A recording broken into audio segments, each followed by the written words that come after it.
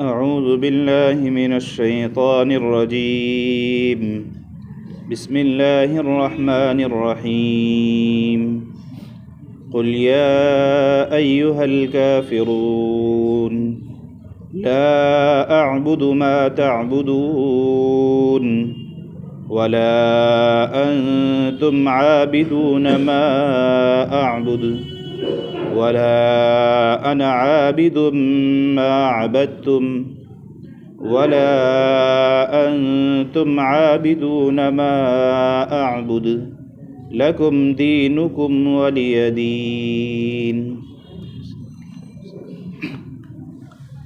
محترم بھائی و عزیز بزرگوں،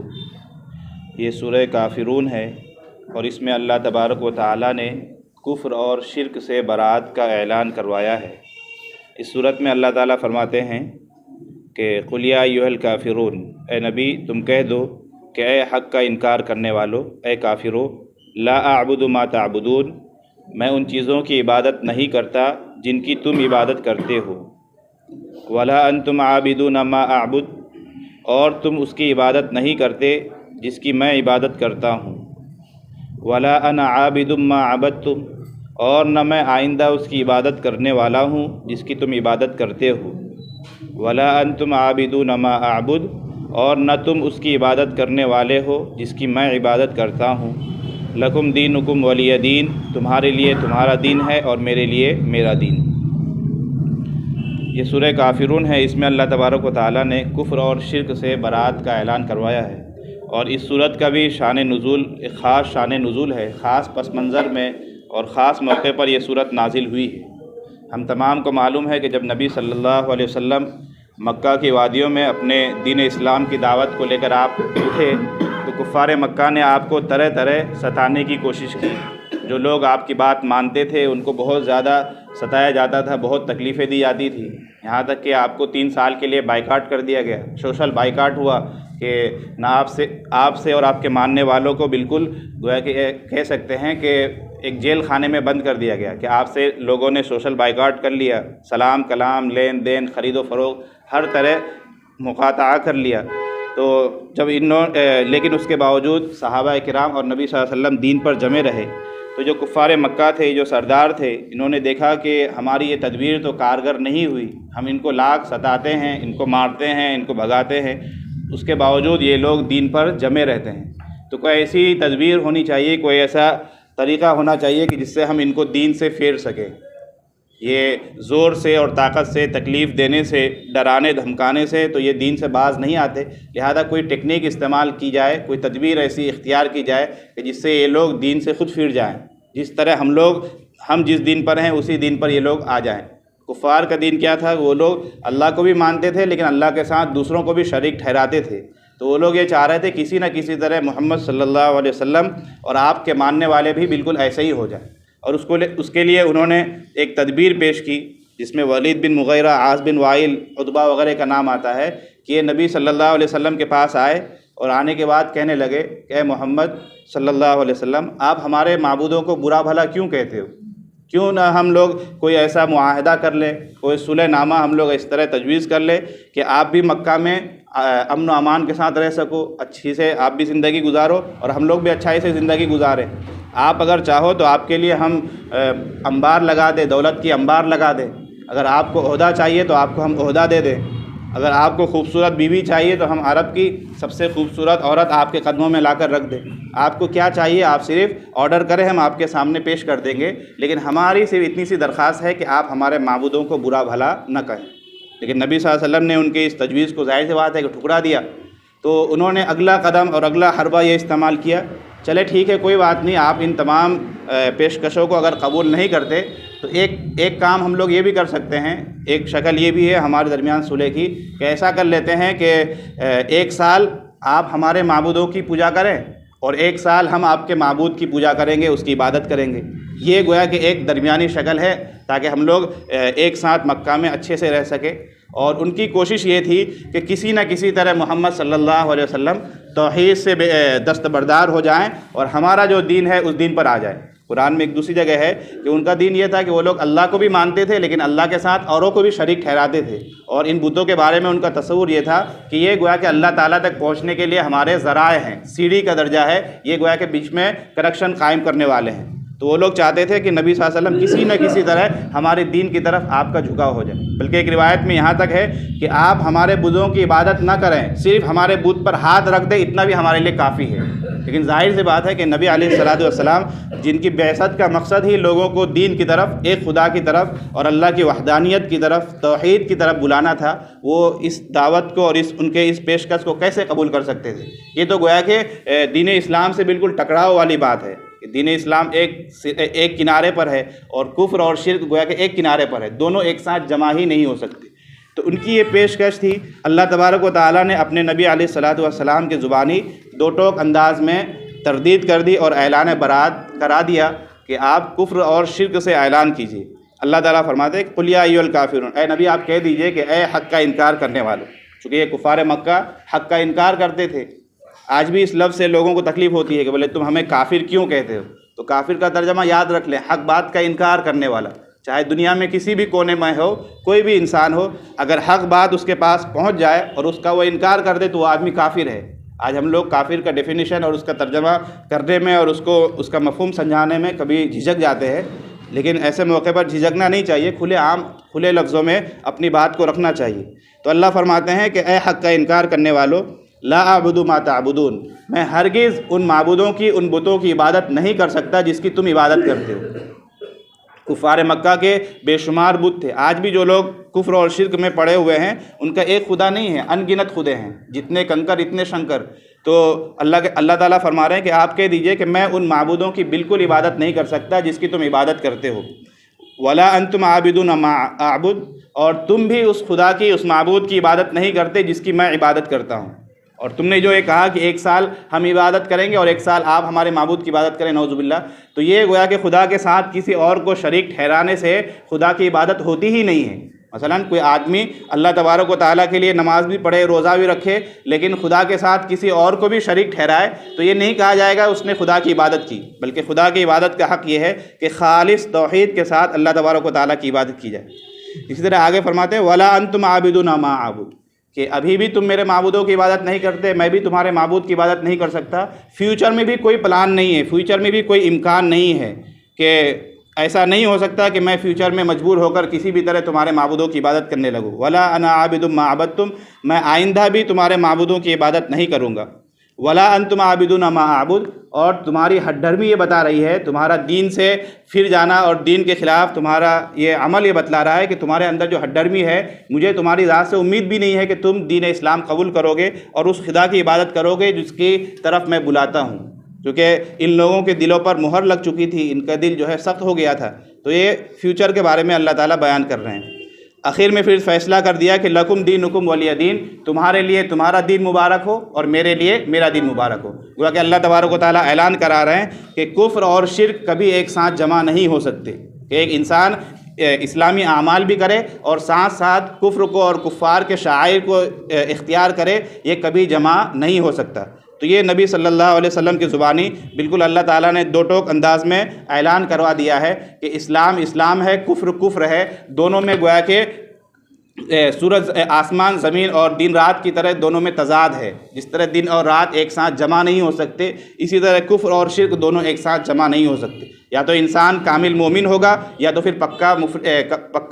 پکا کافر ہوگا اور مشرک ہوگا۔ تو اس صورت میں اللہ تبارک و تعالیٰ نے کفر اور شرک سے برات کا اعلان کیا ہے۔ اسی لیے حدیث میں آتا ہے کہ ہمارے نبی صلی اللہ علیہ وسلم کو یہ صورت بہت ہی زیادہ عزیز تھی۔ جب یہ صورت اتری تو آپ صلی اللہ علیہ وسلم مہینوں اس کی تلاوت کیا کرتے تھے، بہت زیادہ اس کی تلاوت کرتے تھے، اور یہاں تک ہے کہ سورہ کافرون اور سورہ اخلاص نبی صلی اللہ علیہ وسلم فجر اور مغرب کی سنتوں میں اکثر انہی دونوں صورتوں کو پڑھا کرتے تھے، اس لیے کہ اس میں جو اللہ تعالیٰ نے مضامین بیان کیے ہیں، اگر کوئی انسان ان مضامین کو دھیان میں رکھتے ہوئے اور ان مضامین کو غور کرتے ہوئے ان صورتوں کو پڑھے گا تو اس کا ایمان مضبوط ہوگا اور کفر اور شرک سے نفرت پیدا ہوگی۔ لہذا ہمیں بھی چاہیے کہ ہم ان دونوں صورتوں کو زیادہ سے زیادہ پڑھیں، ترجمہ کے ساتھ مطلب کو سمجھتے ہوئے پڑھیں، تاکہ ایمان کی جو حلاوت ہے اور ایمان کا جو مٹھاس ہے وہ ہمارے دلوں میں محسوس ہو اور کفر اور شرک سے ہمیں بیزاری اور ہمارے اندر نفرت پیدا ہو۔ اسی طرح اس سے پہلے ایک حدیث گزر چکی ہے کہ نبی صلی اللہ علیہ وسلم سے ایک صحابی نے پوچھا تھا کہ اللہ کے نبی مجھے سونے کے وقت کوئی معمول بتلائیے، تو آپ صلی اللہ علیہ وسلم نے فرمایا تھا کہ سونے سے پہلے سورہ کافرون پڑھ لیا کرو، اس لیے کہ یہ کفر سے اور شرک سے برات کا اس صورت میں اعلان ہے، لہذا اس صورت کو زیادہ سے زیادہ پڑھنا چاہیے تاکہ کفر اور شرک سے برات ہوتی رہے اور ہمارا ایمان مضبوط ہوتا رہے۔ اب آخری بات یہ رہ گئی کہ اس صورت سے ہمیں کیا سبق ملتا ہے، تو اس صورت سے پہلا سبق تو یہی ہے کہ ہم لوگ خاص طور پر ہندوستان میں جو ہم لوگ رہتے ہیں، یہاں غیروں کے ساتھ ہمارا اٹھنا بیٹھنا ہے، تو کیا ہم ان لوگوں کے ساتھ صلح صفائی کے لیے اور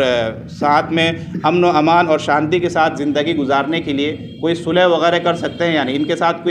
کوئی معاہدہ اور کوئی اس طرح کی بات ہو سکتی ہے یا نہیں؟ تو اس کے لیے اس صورت میں ضابطہ اللہ نے بیان کر دیا کہ کفار کے ساتھ، غیروں کے ساتھ ایسا معاملہ جس سے دین پر حرف آئے، جس سے آپ کو اپنے دین کے ساتھ کمپرومائز کرنا پڑے، یہ کسی بھی قیمت پر جائز نہیں ہے۔ کوئی بھی ایسا معاملہ دوسروں کے ساتھ، حتیٰ کہ ان کے ساتھ ایسا اٹھنا بیٹھنا، ان کے ساتھ ایسا معاملہ کرنا، ایسا لین دین کرنا کہ جس کی وجہ سے آپ کو کفار کے شعائر کو اختیار کرنا پڑے، یہ بالکل حرام ہے، جائز نہیں ہے۔ لکم دینکم ولی دین، ان کے لیے ان کا دین ہے، ہمارے لیے ہمارا دین۔ لہٰذا اس سے یہ بھی پتہ چل گیا کہ آج سیاست میں بہت سارے سیاستدانوں کو آپ دیکھا ہوگا کہ وہ لوگ مندروں میں جاتے ہیں، ماتھا ٹیکتے ہیں، ٹیکا لگا لیتے ہیں، یہاں تک کہ وہ چکر بھی لگا لیتے ہیں، یہ سب حرام کام ہے۔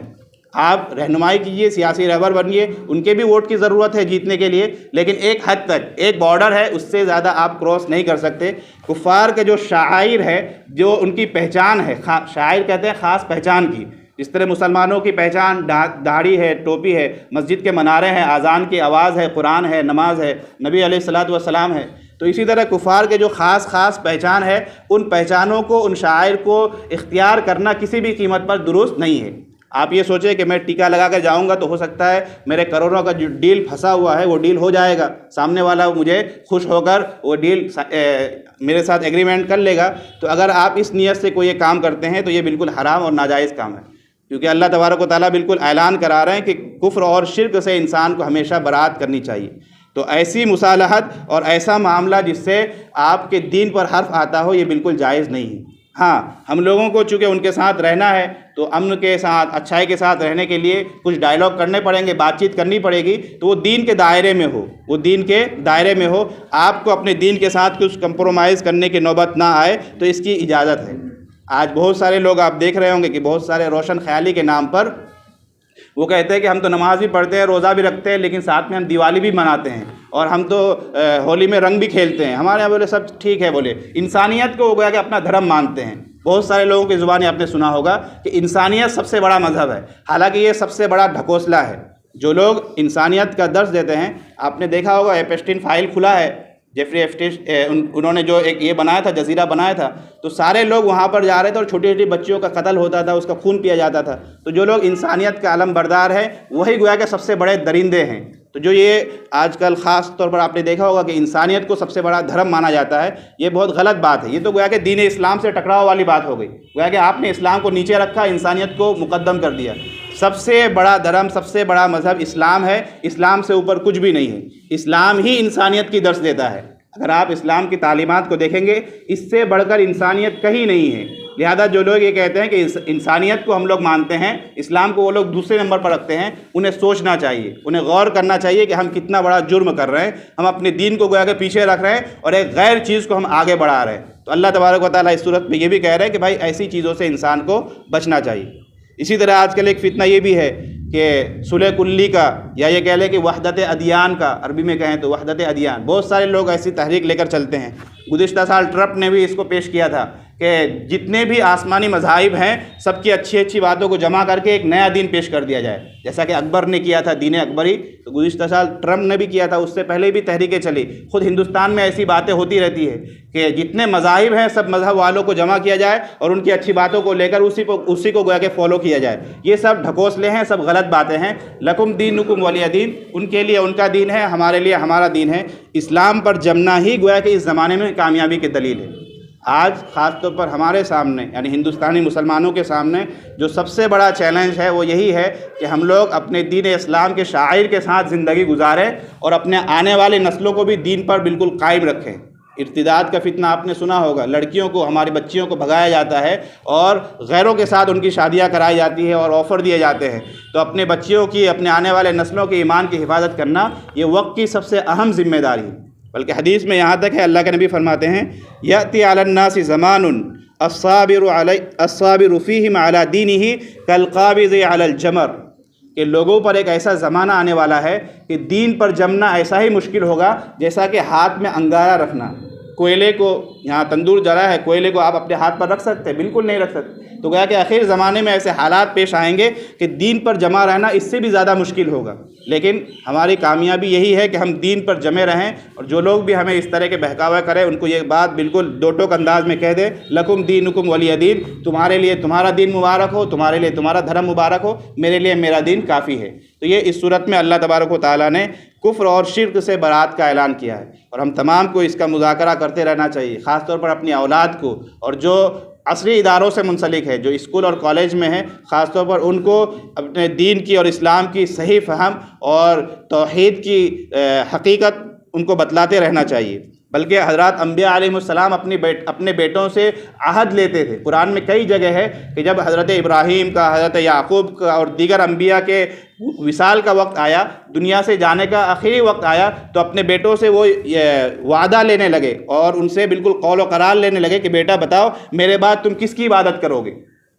تو بیٹوں نے کہا کہ آپ کے دین کی عبادت کریں گے، اور انہوں نے وصیت بھی کی، وَوَصَّى بِهَا إِبْرَاهِيمُ بَنِيهِ وَيَعْقُوبُ، کہ حضرت ابراہیم نے اور حضرت یعقوب نے اپنے بیٹوں کو وصیت کی، إِنَّ اللَّهَ اصْطَفَىٰ لَكُمُ الدِّينَ، اے بیٹے تمہارے لیے اللہ تبارک و تعالیٰ نے ایک دین کا انتخاب کیا ہے، سب سے خوبصورت دین کا انتخاب کیا ہے، فَلَا تَمُوتُنَّ إِلَّا وَأَنْتُم مُّسْلِمُونَ، تمہاری موت نہ آئے مگر اس حال میں کہ تم ایمان والے ہو، تم مسلمان رہو۔ لہذا ہمیں بھی اپنے بیٹوں سے، آنے والی نسلوں سے ہمیشہ اس بات کا مذاکرہ کرتے رہنا چاہیے، ان کے ایمان کو ٹٹولتے رہنا چاہیے۔ یہ اس زمانے میں گویا کہ مسلمانوں کی سب سے بڑی ذمہ داری ہے۔ اسی طرح اپنے ایمان کی بھی فکر کرنی چاہیے۔ نبی صلی اللہ علیہ وسلم نے کئی ساری دعائیں بھی بتلائی ہے۔ آپ صلی اللہ علیہ وسلم ایک حدیث میں فرماتے ہیں، ایک حدیث میں دعا آپ نے بتلائی ہے کہ یہ دعا انسان کو پڑھتے رہنا چاہیے، اللہم اعطینی ایمانا صادقا و یقینا لیس بعدہ کفر، کہ اے اللہ مجھے سچا پکا ایمان عطا فرما اور ایسا یقین، دین پر ایسا یقین عطا فرما کہ جس کے بعد کوئی کفر نہ ہو۔ اسی طرح ایک دوسری دعا ہے، اللہ کے نبی فرماتے ہیں اللہم انی اعوذ بک من الکفر، کہ اللہ میں تم سے پناہ چاہتا ہوں کفر سے، کہ ایمان کے بعد دوبارہ کفر میں، شرک میں مبتلا ہو جاؤں، اس سے گویا کہ اللہ کی پناہ مانگنی چاہیے۔ اسی طرح ایک تیسری دعا اللہ کے نبی فرماتے ہیں یا مقلب القلوب ثبت قلبی علی دینک، کہ اے دلوں کو پھیرنے والے میرے دل کو دین پر جو ہے جما دیجیے، یعنی دین اسلام پر میرے دل کو جما دیجیے۔ تو اپنے بھی ایمان کی فکر کرنی ہے، اور اپنے اولاد کی، اپنے آنے والی نسلوں کی، اور تمام عام مسلمانوں کی بھی ایمان کی فکر کرنی، خاص طور پر جو ہمارے نوجوان اسکول اور کالج میں ہیں ان کی خاص ہمیں نگہداشت کرنی ہے۔ اگر ہم ان کے ایمان کی حفاظت میں ناکام ہو گئے تو یہ گویا کہ ہمارے لیے ناکامی اور شرم کی بات ہے کہ ہمارے پروجوں نے، ہمارے آبا و اجداد نے تو دین اسلام کو صحیح شکل میں ہمارے سامنے پیش کیا، لیکن ہم اس دین کو آگے اپنی نسلوں تک منتقل نہ کر سکے، یہ ہمارے لیے گویا کہ شرم کی بات ہوگی۔ تو اللہ تبارک و تعالیٰ اس صورت میں کفر اور شرک سے برات کا اعلان کرا رہے ہیں۔ ہمیں بھی ہمیشہ کفر اور شرک سے برات کرنی چاہیے، اور سورہ اخلاص میں جو توحید کی اور وحدانیت کا اقرار ہے اس اقرار کو ہمیشہ کرتے رہنا چاہیے۔ قرآن میں ایک دوسری جگہ ہے کہ کامیاب کون ہے، دنیاوی زندگی میں کامیاب کون کہلائے گا، تو قرآن کہتا ہے فمن زحزح عن النار وادخل الجنہ فقد فاز، کہ جو جہنم کی آگ سے بچا لیا گیا اور جو جنت میں بھیج دیا گیا وہی کامیاب ہے۔ دنیاوی جو اسٹیٹس ہے، دنیا میں جو شہرت ہے، یا دنیاوی جو دکھلاوے کی چیزیں ہیں، یہ تو یہ ہے فما الحیات الدنیا الا متاع الغرور، دنیاوی زندگی محض دھوکے کی چیز ہے۔ دنیاوی اعتبار سے ایک آدمی کروڑ پتی ہے، ان کے پاس بینک بیلنس ہے، پاور ہے، عہدہ ہے، عزت ہے، ساری چیزیں ہیں، لیکن ایمان نہیں ہے تو یہ آدمی کامیاب نہیں ہے۔ کامیابی کے لیے ایمان کا ہونا، ایک خدا کو ماننا، ایک اللہ کو ماننا، نبی کی ذات پر یقین ہونا، آخرت پر یقین ہونا، دین اسلام پر جمے رہنا، یہ ضروری ہے، کامیابی کے لیے شرط ہے۔ اگر ایک آدمی کے پاس دنیا بھر کی ساری سہولتیں ہیں، ساری نعمتیں ہیں، لیکن ایمان نہیں ہے تو وہ آدمی کامیاب نہیں ہے۔ تو گویا کہ ہم اسی وقت کامیاب ہوں گے، ہماری نسلیں اسی وقت کامیاب ہوگی جب ہم دین پر جمیں گے۔ تو اس صورت میں اللہ تبارک و تعالیٰ نے گویا کہ دین پر جمنے کی اور کفر اور شرک سے برات کرنے کا اللہ تعالیٰ نے اعلان کیا ہے۔ ہم عزم لیں کہ انشاءاللہ ہم خود بھی دین پر قائم رہیں گے اور اپنے نسلوں کے بھی ایمان کی حفاظت کریں گے انشاءاللہ۔ اللہ فرماتے ہیں قل یا ایھا الکافرون اے نبی تم کہہ دو کہ اے حق کا انکار کرنے والو، لا اعبد ما تعبدون، میں ان چیزوں کی، ان معبودوں کی عبادت نہیں کرتا جس کی تم عبادت کرتے ہو، ولا انتم عابدون ما اعبد، اور نہ تم اس کی عبادت کرتے ہو جس کی میں عبادت کرتا ہوں، ولا انا عابد ما عبدتم، اور نہ میں آئندہ زمانے میں ان معبودوں کی عبادت کرنے والا ہوں جس کی تم عبادت کرتے ہو، ولا انتم عابدون ما اعبد، اور نہ تم ان کی عبادت کرنے والے ہو جس کی میں عبادت کرتا ہوں، لکم دینکم ولی دین، تمہارے لیے تمہارا دین ہے اور میرے لیے میرا دین ہے۔ لہذا انسان کو چاہیے کہ اپنے دین پر ہمیشہ قائم رہے۔ پرسوں ہمارے یہاں یہ بھی ہے، ہولی بھی ہے، تو اس موقع پر آپ دیکھیں گے کہ بہت سارے بچے، ہمارے بچے ہولی کھیلتے ہیں۔ یہ بالکل غیر مناسب بات ہے۔ والدین کو بالکل سختی کے ساتھ نوٹس لینا چاہیے۔ اگر آپ یہ سوچیں گے کہ چھوٹا بچہ ہے، چلو چل جاتا ہے، تھوڑے بہت کھیل لیا، کوئی بات نہیں، وہی چھوٹا بچہ بڑا ہوگا، پھر اس وقت اس کی عادت بالکل سخت ہو جائے گی، اور جب وہ بڑا ہوگا آپ کی بات بھی نہیں سنے گا۔ تو اپنے بچوں کو غیروں کے تہواروں سے، ان کا جو خاص شعائر ہے، پہچان ہے، اس سے اپنے بچوں کی ہمیں حفاظت کرنی ہے، اور ایسی چیزوں سے اپنے آپ کو، اپنے گھر والوں کو ہمیشہ بچانا ہے۔ بچہ اگر ضد کرے تو اسے کہیے کہ بھائی 2-4 ہفتے کے بعد ہماری عید آ رہی ہے، ہمارا تہوار آ رہا ہے، اسے تم سیلیبریٹ کر لینا، لیکن ہولی، دیوالی، ان چیزوں میں انسان کو اور اپنے بچوں کی خاص طور پر حفاظت کرنی چاہیے۔ اللہ تبارک و تعالی ہماری بھی اور ہمارے آنے والے نسلوں کے بھی ایمان کی حفاظت فرمائے۔ روزانہ ایک اچھی سنت ہم سنتے ہیں، اس پر عمل کرنے کی نیت کرتے ہیں۔ آج کی سنت یہ ہے کہ نبی صلی اللہ علیہ وسلم کی سنت ایک یہ ہے کہ ہدیہ دینا، ایک دوسرے کو، انسان کو تحفہ تحائف دیتے رہنا چاہیے، خاص طور پر اپنے رشتہ داروں کو۔ اس سے آپس میں محبت بڑھتی ہے، دلوں میں جو رنجش اور قدورت ہوتی ہے اسے اللہ تعالیٰ پاک کرتے ہیں، دل صاف ہوتا ہے، اور رشتہ داری کا جو فائدہ ہے کہ آپس میں محبت سے ملے اور باہمی محبت قائم ہو، باہمی قوت ملے، اس سے اللہ تبارک و تعالیٰ ہدیے کو گویا کے ذریعہ بناتے ہیں اور آپس کی رنجش ختم ہوتی ہے۔ تو اس پر ہم لوگ انشاءاللہ عمل کریں۔ نبی صلی اللہ علیہ وسلم کی حدیث ہے کہ تحادوا تحابوا، آپس میں ایک دوسرے کو ہدیہ دو، محبت قائم ہوگی۔ اسی طرح دوسری حدیث ہے کہ تحادوا فإن الہدیۃ تذہب الضغائن، کہ ایک دوسرے کو ہدیہ دیا کرو، اس لیے کہ تحفہ تحائف دینا، گفٹ دینا، یہ دلوں کے کدورت کو ختم کرتا ہے۔ رشتہ داریوں میں کبھی کبھار ہو جاتا ہے، کہیں سنی ہو جاتی ہے، بھائیوں سے، چچا سے، خالہ سے، پھوپھا سے، تو اگر یہ کبھی کہیں سنی ہو گئی تو دل میں کدورت جم جاتی ہے۔ لیکن جب ایک دوسرے کو سلام کرتے ہیں اور ایک دوسرے کو تحفہ تحائف دیتے ہیں تو سلام اور تحفے کی برکت سے اللہ تبارک و تعالیٰ ان رنجشوں کو ختم کرتے ہیں اور پھر سے ہماری محبت بحال ہو جاتی ہے۔ تو اگر کبھی ہمارے بھائیوں کے ساتھ یا چچاؤں کے ساتھ کبھی اس طریقے کی صورت بنے تو ہمیں چاہیے کہ ہم ان کو سلام کرنے میں پہل کریں اور ان کو تحفہ تحائف دیتے رہیں۔ اللہ تبارک و تعالیٰ عمل کرنے کی توفیق عطا فرمائے۔ بسم اللہ الرحمن الرحیم۔ اللهم لا احصي ثناء عليك انت كما اثنيت على نفسك ربنا آتنا في الدنيا حسنه وفي الاخره حسنه وقنا عذاب النار يا مقلب القلوب ثبت قلوبنا على دينك يا مقلب القلوب ثبت قلوبنا على دينك يا مقلب القلوب ثبت قلوبنا على دينك۔ الہ العالمین ہم تمام کے گناہوں کو معاف فرما۔ یا اللہ ہم نے جو بات سنی اس پر عمل کرنے کی توفیق عطا فرما۔ الہ العالمین توحید کی وحدانیت ہم تمام کے دلوں میں جما دیجیے۔ یا اللہ شرک سے، کفر سے، یا اللہ ہم تمام برات کا اعلان کرتے ہیں۔ یا اللہ کفر اور شرک کی شناعت اور اس کی قباحت ہمارے دلوں میں بٹھا دیجیے۔ یا اللہ ہمارے بھی ایمان کی حفاظت فرما، ہمارے آنے والے نسلوں کے بھی ایمان کی حفاظت فرما۔ الہ العالمین مسلمان جہاں کہیں پریشان حال ہے مسلمانوں کی حفاظت فرما۔ یا اللہ مسلمانوں پر آج جگہ جگہ حملے ہو رہے ہیں، اللہ ان کی حفاظت فرما۔ الہ العالمین مسلمانوں کا بول بالا فرما۔ یا اللہ رمضان کا مبارک مہینہ چل رہا ہے، اس کی قدردانی کی توفیق عطا فرما۔ الہ العالمین قرآن مجید سمجھ کر پڑھنے کی ہم تمام کو توفیق عطا فرما۔ یا اللہ نبی صلی اللہ علیہ وسلم نے خیر کے لائن سے جتنی دعائیں مانگی ہے ہر ایک میں ہمارا حصہ مقدر فرما۔ جن شرور و فتن سے آپ نے پناہ چاہیے ہے ہر ایک سے ہم تمام کی حفاظت فرما۔ وصلی اللہ علی خیر خلقہ و آلہ و اصحابہ و ذریاتہ اجمعین برحمتک۔